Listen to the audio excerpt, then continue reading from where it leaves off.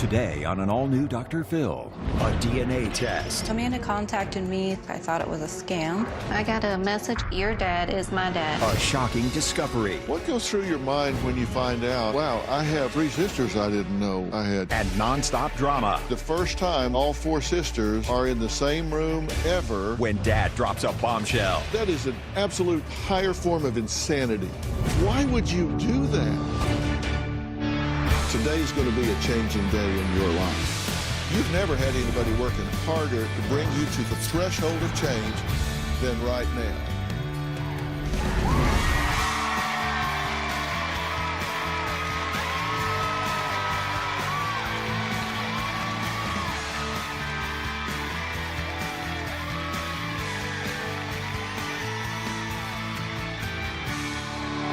Thank you very much. Well, you know, there's something going on right now called DNA discoveries that are changing the face of modern-day families.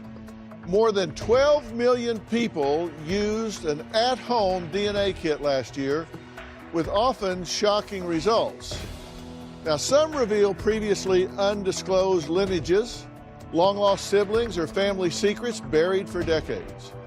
One woman found out her husband was actually her cousin.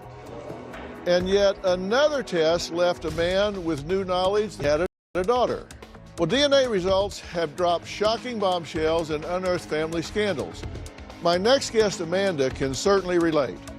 Her at-home experiment uncovered 3 secret sisters and a different biological father than what she thought she had. She wrote to me desperately seeking to help navigate this new family tree. Take a look.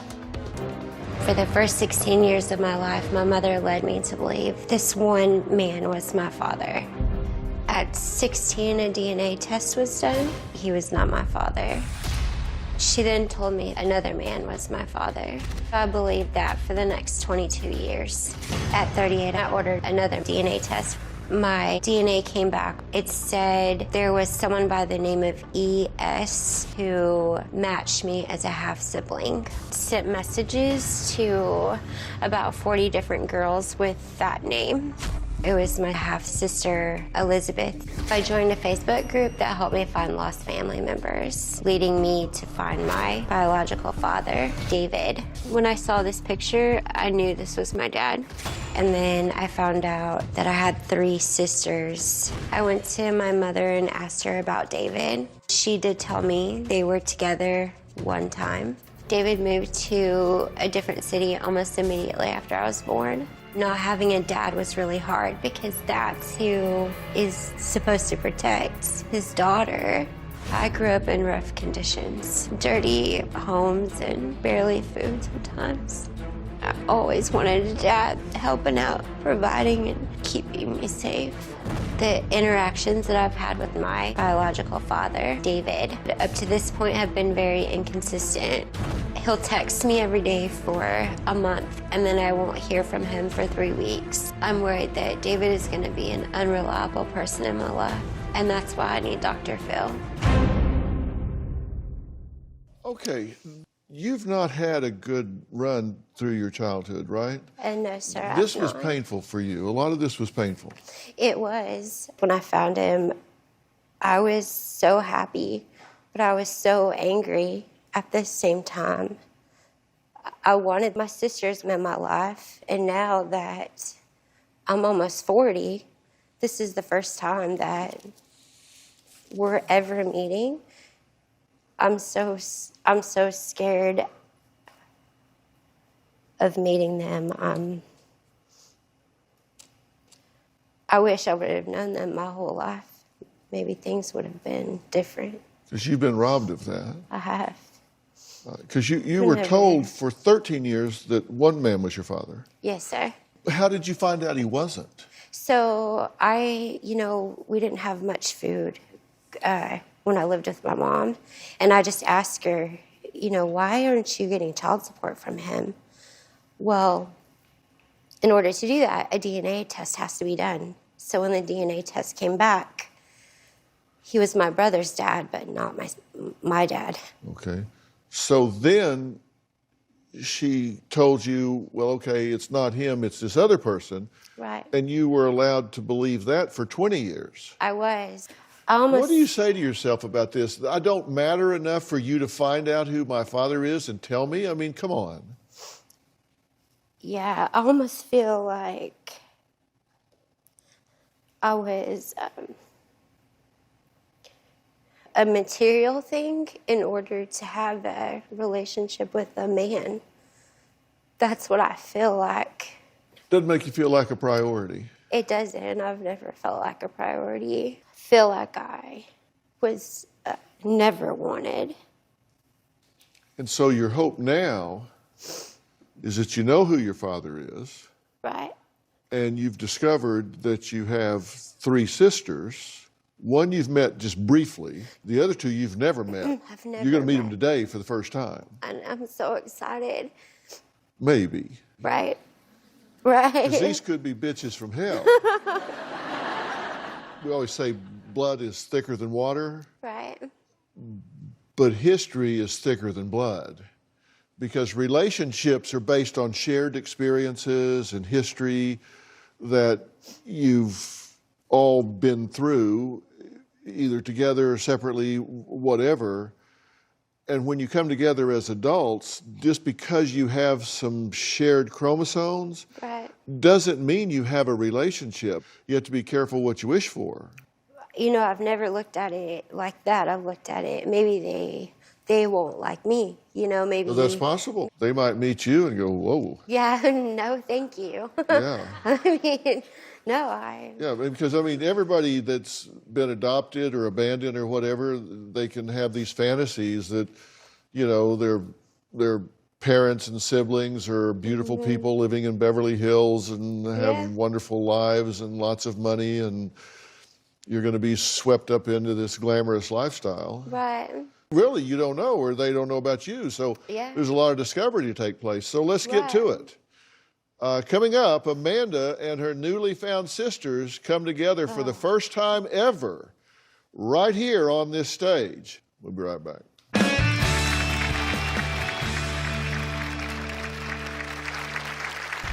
Amanda contacted me. I thought it was a scam. I got a message from a girl named Amanda. I found out a few weeks ago that your dad is my dad. I am going to be meeting my sisters Amanda and Jenny for the first time.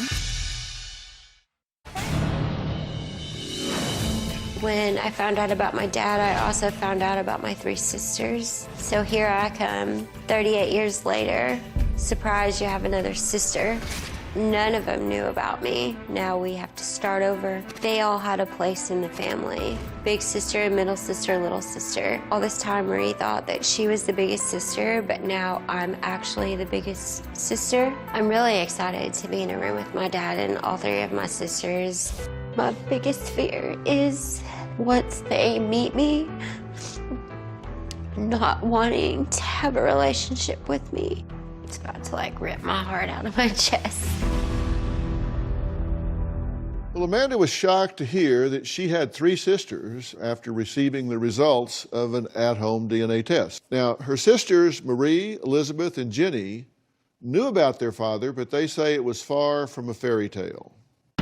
My parents got married very young. My mother told me that it was a tumultuous relationship, a volatile marriage. Our father had a temper. I believe that I was 3 years old when David left. My little sister would have been about 2. I don't know a whole lot about him or why they divorced or what the situation was at the time. David never tried to contact us after he left. I do remember him giving me a cross necklace. That's really the last memory I have of his visit. My dad left Marie and Liz's mom for my mom. My mom and David raised me.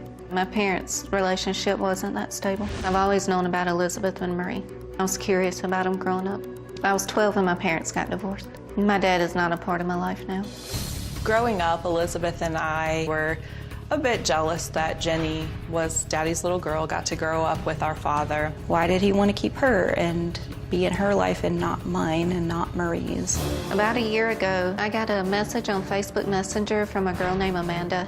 It says, "Hi Jenny, my name is Amanda. I found out a few weeks ago that your dad is my dad. He never knew about me, and I didn't know about him. I know this is probably a shock. And then Amanda contacted me. I thought it was a scam. I did message her back. Who is this? What do you want? But I was very excited to find out that I had a sister. Amanda has really brought this all together like a true big sister. I am going to be meeting my sisters Amanda and Jenny for the first time. I'm really excited to have the opportunity to be connected with the sisters that I haven't gotten to know. I'm so excited to know about my siblings. Can't wait to hug them. I'm feeling emotional about meeting them, but excited.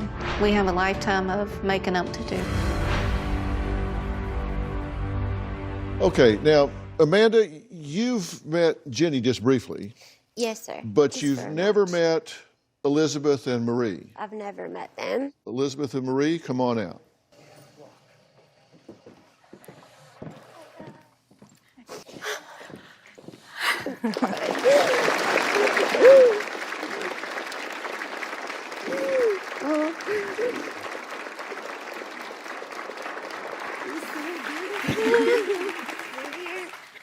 Good to meet you. How are you? You guys have a seat.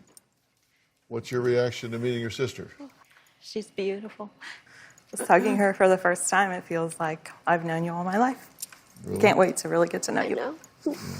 I could see a resemblance for sure. How do you feel about seeing them finally? I'm so excited. I just want to go hug them again. Hug them a little more. Maybe just squeeze in there a little bit. There's another player here, though, that you've met briefly, but you two have not met at all. Right. Correct. And that's Jenny. Jenny. So this will be the first time that all four sisters are in the same room ever in their entire lives. So come on out, Jenny.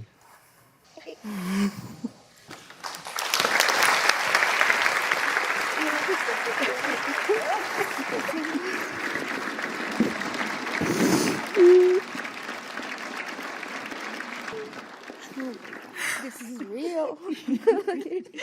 Let's just stay in here. I know. So y'all have a seat. Everybody's here. Tell me what's your reaction to meeting these two. Like the pieces fit. I always felt close to them in a way, but to see them, it makes me happy. Yeah. So, Elizabeth, why did you think that you were being scammed when you first were reached, when Amanda first contacted you? I did not know Amanda existed. I got the DNA kit just to see what my pie chart was made of. I wasn't looking for anybody out there. I didn't know she existed, so I thought for sure it was a scam. So I didn't contact her for a long time. Yeah. And Marie, you always thought you were the oldest, right? Correct. And so you've lost that job. Yep. You can have it. Yeah. You all now know that you have the same biological father. How do you feel about him? We've had to learn to live our lives not worrying about his part in it, so Right. it's going to be a process to teach ourselves to really dig deep and see how we feel and what he wants from us now. What goes through your mind when you find out, wow, I have 3 sisters I didn't know I had? Because, I mean, I have 3 sisters, Right. and I know all about them. I've tried to think about what it would be if I discovered later in life that I had 3 sisters that I didn't know about. And it's hard to wrap your head around. It's hard to explain because, like you said, you can't wrap your head around it because you've always had your sisters. So to know that you didn't have it, you always feel like something's missing. Yeah, well, here are pictures of all of you as children. This is Amanda here. How old are you there? Oh, maybe, I don't know, 3? Yeah. Wasn't Okay. that cute, though? Yeah. It was really cute. And then there's Marie and Liz in the middle because you look two were like together. And here's Jenny We really with a do. bow in her hair. Oh, See, y'all missed this. You didn't play together. You didn't share with each other. You didn't get to see each other grow up. And Jenny, you were the only one who grew up with their dad, but you say he was absent most of the time, right? Yes. This is David's history as a father. According to Marie, your question is, why wasn't I good enough reason to stay? I think my dad was horny and stupid. He had no regards for his actions. It could be that way still. even in adulthood. 3 daughters abandoned.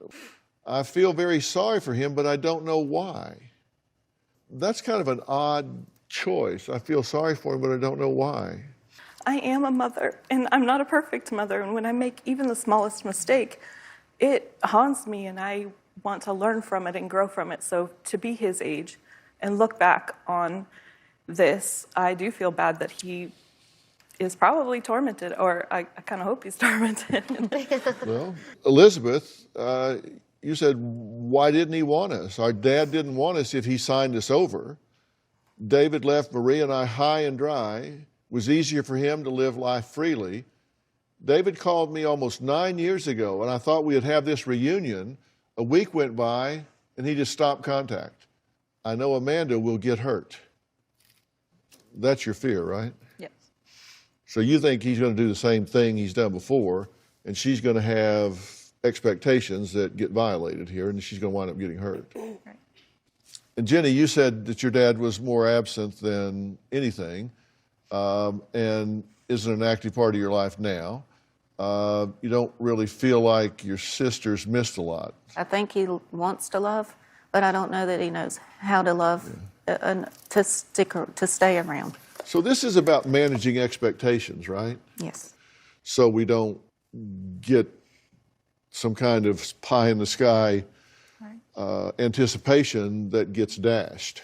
Well, and when I first met our dad, I was like that. I was really hopeful that everything was going to be this, great family unit, that we were going to roast marshmallows on Christmas over a fire. Like, those were the dreams I had. And then slowly, it started to be less and less and less. Well, we've been talking about him. He's here. He is the biological father in this modern family drama. So David's going to sit with all 4 of his daughters for the first time ever on this stage right after the break.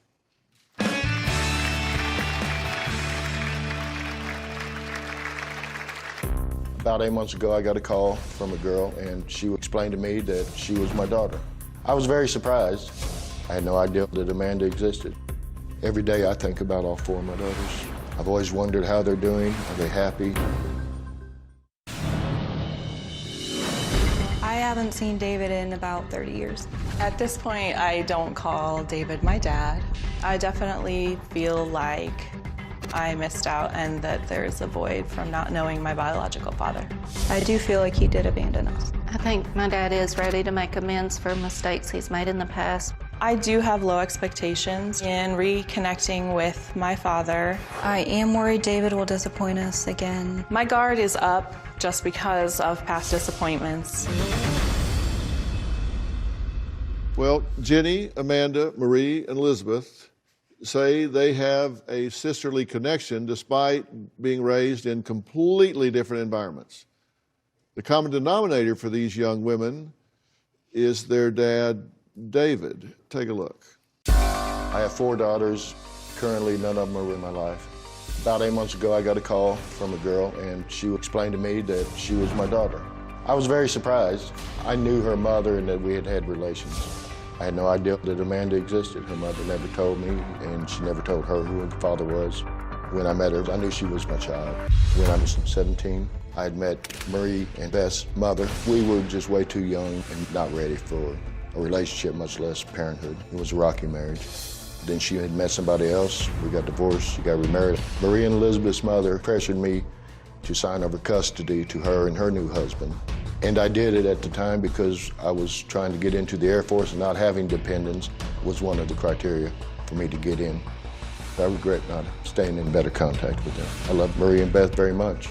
Several years after I met Jenny's mother, she got pregnant. For most of Jenny's life, I was involved. I was her father. We did everything together. She was Daddy's girl. After 18 years of marriage, got divorced when Jenny was about 12. We've grown apart since then. I haven't seen Jenny in almost 2 years. Every day I think about all 4 of my daughters. I've always wondered how they're doing. Are they happy? People have asked me, why do you want to do, Dr. Phil? I don't so much want to do it as it would be wrong not to do it. Well, we've got the missing piece of this DNA puzzle, the father of these 4 ladies. So come on out, David.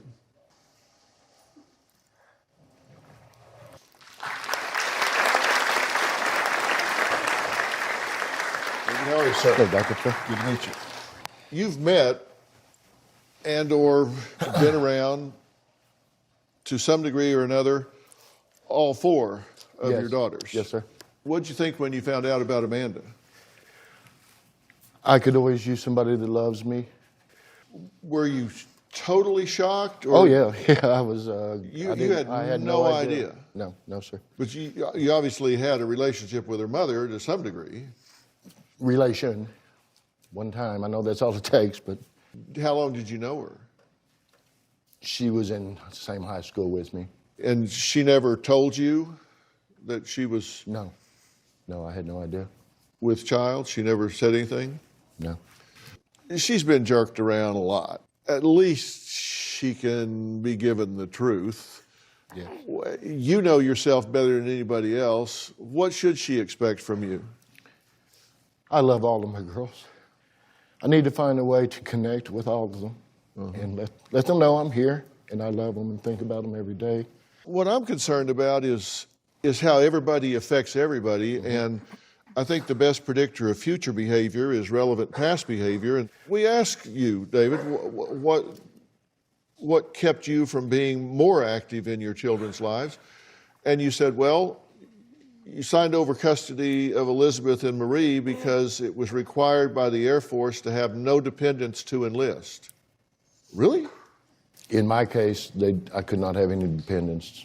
Wow. Yeah. It wasn't my choice to be apart from Marie and Elizabeth.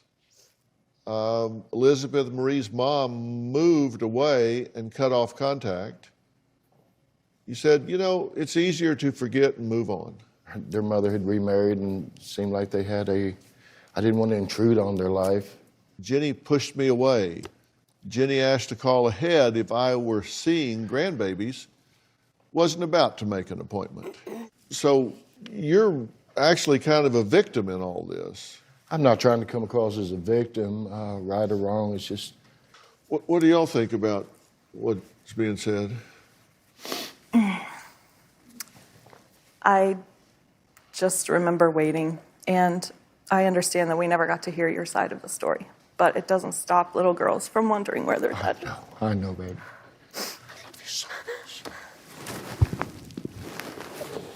I'm sorry. What's your thought? I'm honestly here to meet my sisters. I'm not interested in a relationship. I feel like that second chance was given and blown, and I'm honestly done.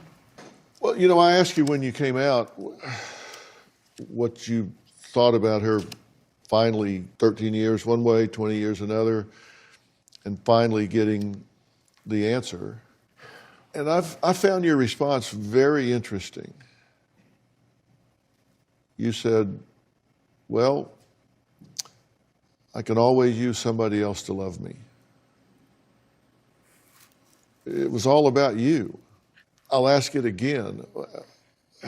How do you feel about the fact that after spending all of that time, 33 years living a lie, and then finally finding out the truth, how do you feel about that for her?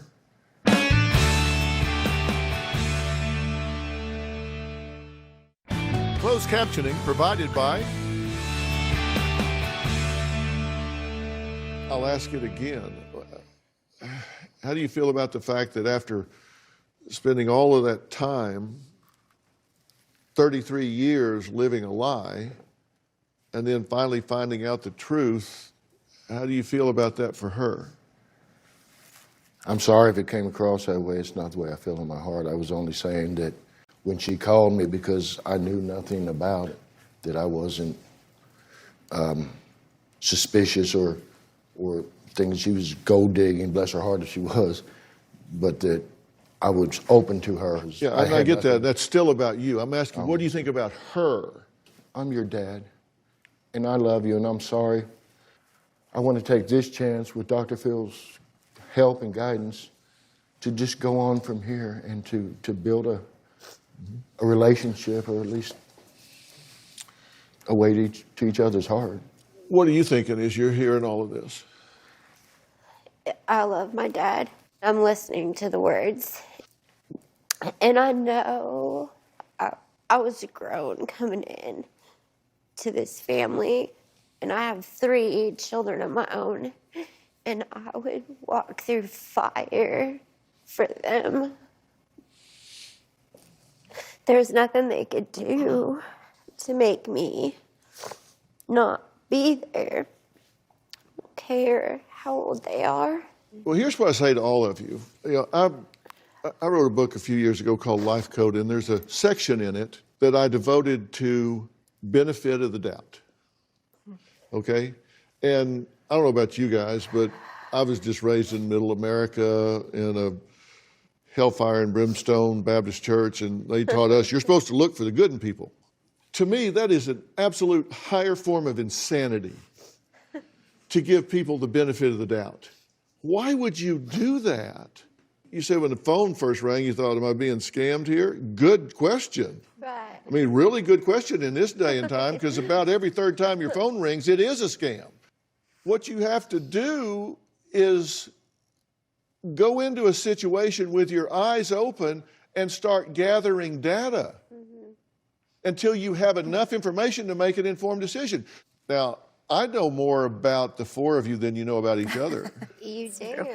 You do. Because we've done a lot of digging. It's a bit scary. Yeah, it should be. A little bit. Yeah. I'm going to tell you what I found out when we come back.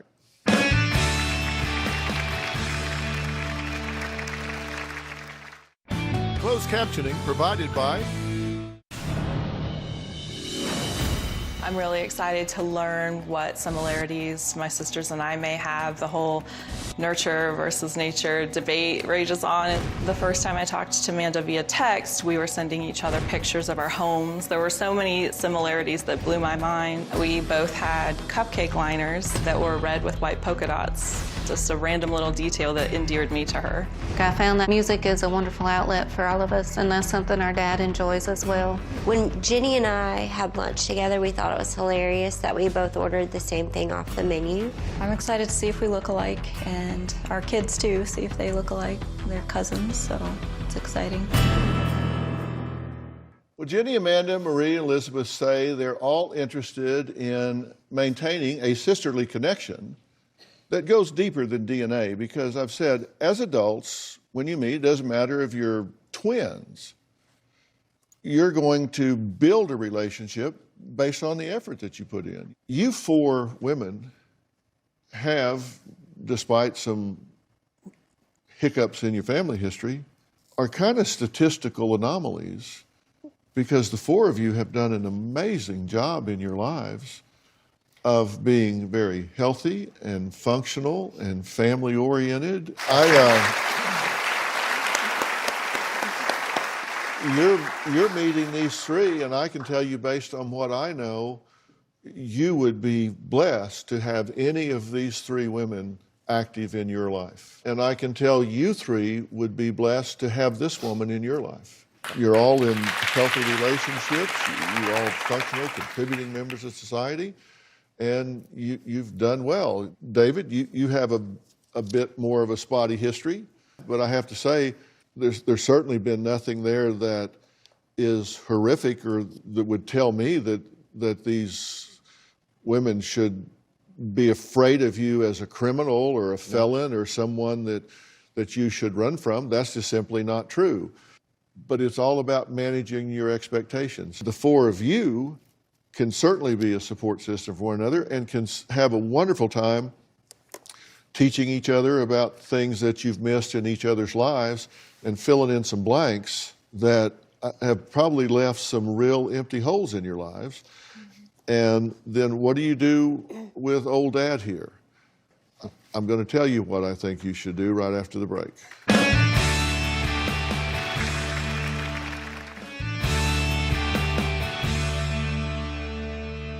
Now, I believe that I'm all about the unification of family. The biggest plus that I put in David's column is he's here. He's here today. He didn't have to be here. You got to give him credit for that. And I think that he also has indicated a willingness to work going forward to try and create an adult parent-child relationship with anybody that wants to work on that. And here's what you do, in my opinion. You take this a step at a time. And what I mean by that in a real-world sense is, you know, have lunch with your dad. You want to get to know each other a step at a time and see if there are things that you can learn and resolve. And I say to the four of you, you have a real hunger to get to know each other, and that's great, and I say pursue that. Respect that each other have lives that have been put together without y'all in it, and so it's going to be a change if you get there, and maybe you can get together at the holidays, maybe you can pick a time when, because you're all kind of scattered, and you come together and spend time, and I would recommend you do that in short bursts to begin with as well. David, I really hope that you recognize this as an opportunity to mend some fences and prioritize some things that are important. I do. To have a starting place is all I ask. I wrote another book called Relationship Rescue, and it was written for married couples, but it will tell you some things to ask about each other, and you'll close a lot of information gaps in a short period of time. And so I'm going to give you all copies of that so you can get it and learn on each other. Coming up, have you ever looked around at others and felt not normal or questioned really what normal even is? Well, we'll meet a young woman asking that exact question right after the break.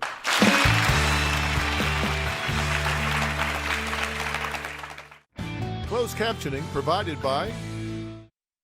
My guest, Anne-Marie, is a 22-year-old woman that graduated from the University of Central Missouri studying journalism, and she also happens to have Down syndrome. Her journey of self-discovery was the subject of a powerful documentary titled Normie. Take a look. Seeing who I am and that I have Down syndrome, and I hate every time I see it. How to spell composition. I don't understand. I would love nothing more than you to have what you want. You know, you're an adult now. That's my greatest fear with Palmer, that she will desire to be a mom. That might not be what's best for her. Do you know that I'm fighting aloneness? Yes. I hate being alone. Why is that? Give Palmer time to process things. You can hold Palmer whenever you want. It doesn't matter what people say about you. You are amazing.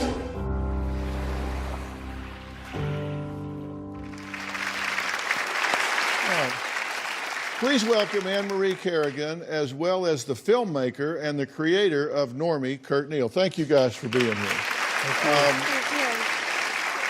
Well, Anne-Marie, let me start with you. What made you want to participate in the movie? A family friend of mine, Kurt Neal, he actually taught me to speak up, and doing this film, able for me to speak up. Right. And Kurt, what inspired you to make Normie? I mean, this is a really great project. As Anne-Marie said, we've been friends for a long time. And this idea of Anne-Marie being honest about how she's lonely and that she fiercely wants to be loved and accepted for who she is. And that kind of birthed this idea of let's explore what it means to be normal, and this illusion that we're all dealing with of trying to be something to give us value. And I think Anne-Marie demonstrates that she has a value well beyond, she's very capable, but she has a value way beyond that. What do you hope viewers will take away from watching Normie, from watching you and your journey in this film? I hope people will have the encourage to speak up, because we have the courage to speak up. we can able to make a difference. And that's what I really, really want the viewers to come across, that I am just me who I am, but able to speak up. So what's the response been to the film? We've been really kind of shocked by it, that people talk about the authenticity of the film. Of course, Anne-Marie and her candor about opening up, being vulnerable when it relates to things of the heart, soul, and mind in a way that's, I think it draws people to look at their own life, which is what we're really after. How has your life changed since the film has come out? So I get to experience everything and exposing every aspect of my life. It's just very comforting knowing knowing that the truth is all out there. And it's one of the greatest journeys in my entire life. Right. Well, you're kind of a movie star now, so I mean, people are recognizing you, and is that fun for you? It is definitely fun. And you handling it okay? Definitely. Don't be a diva on us now. Yeah. You got to keep your feet on the ground. Yes. But I'm really proud of both of you for this, and I hope that it continues to have more and more success. People know the truth when they hear it, and when you speak with the candor and heart that you do, that resonates with people, and it challenges them and inspires them to do the same thing in their own life. So you're changing lives, and not just your own. So, okay. I'd like to thank all of my guests today, and a special thanks to Kurt Neal and Anne-Marie Kerrigan. If you'd like to find out more about Normie, go to drphil.com, and we'll link to their site and social media. And before I go, I wanted to share a tweet received from Caitlin Vives. They wrote, Dr. Phil is actually short for Dr. Philosophy. Oh, monocle emoji. Well, you're welcome. So Socrates, Plato, Aristotle, and Dr. Phil. Yeah, right. I love hearing from you on social media, so keep those comments coming. We'll see you next time.